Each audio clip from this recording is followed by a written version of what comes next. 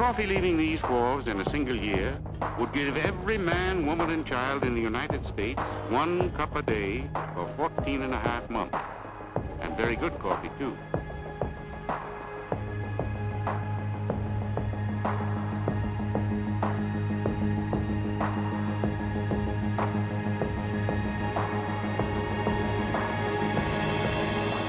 In the United States alone, the market size for coffee is around $11 million per year. We consume about 400 million cups of coffee per day, and we drink about 89 gallons per capita every year.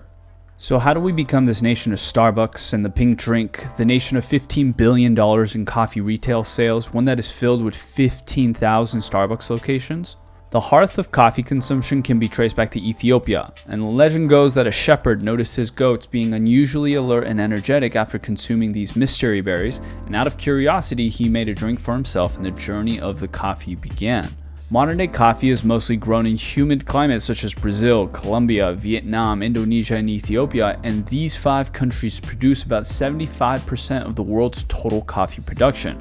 All of these countries fall under the region also known as the Bean Belt, and this belt lies between the Tropic of Cancer and Capricorn. The diffusion of coffee was closely tied to Islam and was often disseminated by Hajj pilgrims to the Mecca. Then it would diffuse to other parts of the Middle East, Southeast Asia, and Western Africa. It is no coincidence that the two phrases, mocha and Java, commonly seen in modern coffee shops, are deeply rooted in their place of origin. Mocha, referring to the beans imported from Al Mocha, a Yemeni port, and Java, representing the island of Java in Indonesia.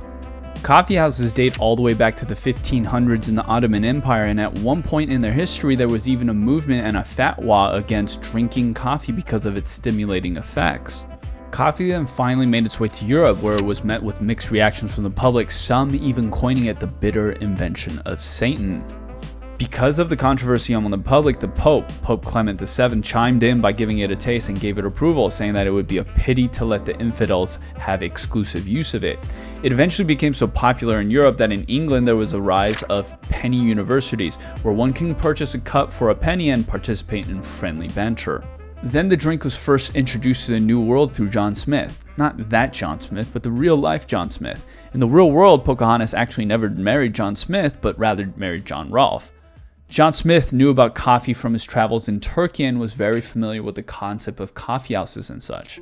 Remember the Tea Party that the colonists were conducting large in part of the Tea Act? Well, another means of rebelling against the oppressive acts from the British, such as the Tea Act, was to boycott tea consumption, and thus tea was replaced with coffee. Then the world would turn its eyes towards imperialism and colonialism, two concepts often blamed for the political unrest in several countries, assimilation of cultures, and sometimes even cultural syncretism.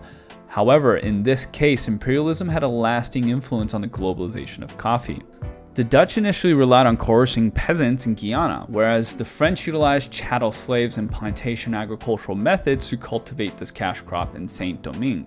The British, feeling left out of the coffee oligarchy, went all in on the tea industry and thus was able to maintain a monopoly of trade in China with the East India Company, and this monopoly was arguably one of the primary causes of the Boston Tea Party. Fast forward about 100 years to the Civil War, and one historian claimed that it wasn't words like war, slavery, or Lincoln that were the most utilized in soldiers' diaries, but rather it was the word coffee. Another Confederate soldier commented in their diary, "We are reduced to quarter rations and no coffee, and nobody can soldier on without coffee." In one instance, 2 opposing soldiers wrote about how they stopped fighting during the Civil War just so that they can trade coffee and newspapers with one another. During World War II, the US government set limitations on how much coffee can be produced, and at one point, the Office of Price Administration, a government agency created to ration resources to support soldiers abroad, implemented a policy that would ration coffee for regular civilians at home so that the soldiers fighting in the war can enjoy their cup of joe. Families were allowed around 1 pound of coffee every 5 weeks, which averaged to about a cup per day. The Green Revolution of the 1950s had a drastic impact over food production around the world with the widespread globalization of pesticides and herbicides, and this revolution even affected the coffee industry.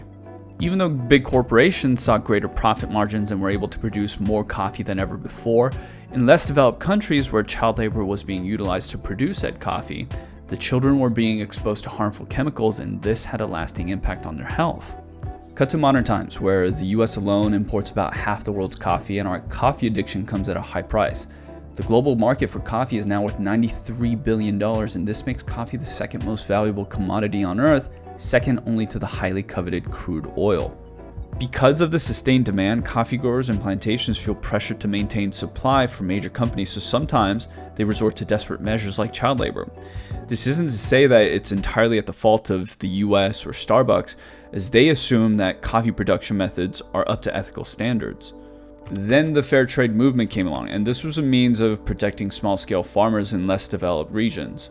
Fair trade empowers farmers to get a fair price for their harvest, also helps workers to create safe working conditions, provides a decent living wage, and it guarantees the right to organize. Because of fair trade, big companies pay higher prices for coffee that is deemed to be grown in better working conditions for farmers. Fair trade also provides a voice for the smaller farmers, allowing them to put up a fight against the big corporations who have been controlling the coffee market for decades. And it's not to say that fair trade doesn't have its share of flaws. Some say that fair trade is simply not enough to impact the market on a large scale because their coffee is often more expensive than others. Because of the premium, fair trade coffee is not economically feasible for most consumers from all socioeconomic classes, so it ends up falling under the category of ethical consumerism, a leisure that is only available to upper and middle classes. And then others say that fair trade acts as a middleman between corporations and small-scale farmers, and that companies should conduct business with the farmers directly in order to ensure that there's no leakage of funds between the consumers and the producers. But now that we covered the history of coffee and the global implications it has, how do we go from this to this? And how did coffee become so political?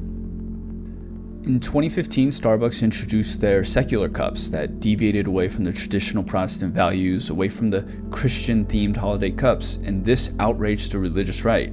Some even saying that in the age of political correctness, our brains have fallen out of our head.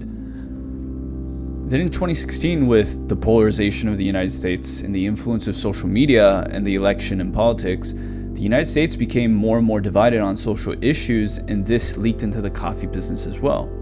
Take Howard Schultz, the CEO of Starbucks, endorsing Hillary Clinton during the 2016 election. It continued with Trump's travel ban in 2017, where he banned immigration from various Middle Eastern countries, and Schultz responded to Trump's ban by hiring 10,000 refugees. Though he's a centrist, Schultz also took liberal stances on a wide variety of issues such as gun control and the Affordable Care Act, criticizing Trump's attempt to repeal Obamacare. Then in response to the liberal coffee movement, companies such as the Black Rifle Coffee Company said that they would be hiring 10,000 veterans, and they gained the conservative coffee drinkers' attention.